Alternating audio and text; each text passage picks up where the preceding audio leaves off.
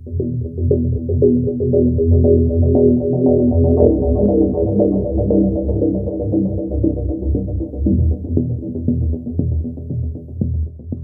perlawanan di Yaman, Houthi, mengaku menghantam kapal militer Amerika Serikat di Laut Merah.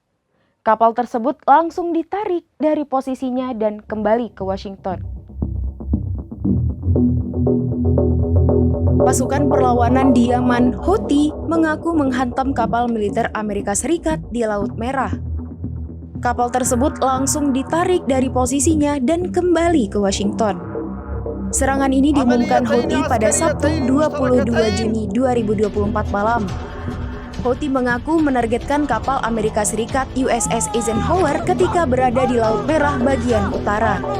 Mereka meluncurkan sejumlah rudal balistik dan bersayap yang menyebabkan serangan langsung.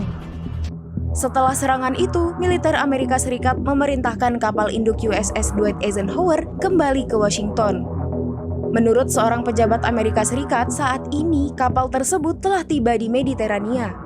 USS Eisenhower akan kembali ke pangkalannya di Norfolk, Virginia setelah sekitar 8 bulan di Laut Merah.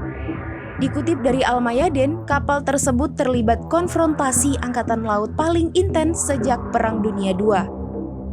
Namun, Amerika Serikat menyangkal klaim kelompok Houthi Yaman bahwa kapal induk bertenaga nuklir USS Dwight Eisenhower telah diserang rudal balistik di Laut Merah. Seorang pejabat Amerika Serikat mengatakan klaim kelompok tersebut salah dan tidak ada serangan serupa yang dilakukan.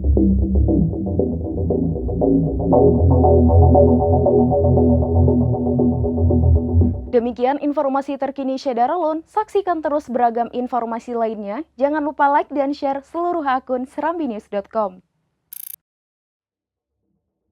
Download Tribun X sekarang. Menghadirkan lokal menjadi Indonesia.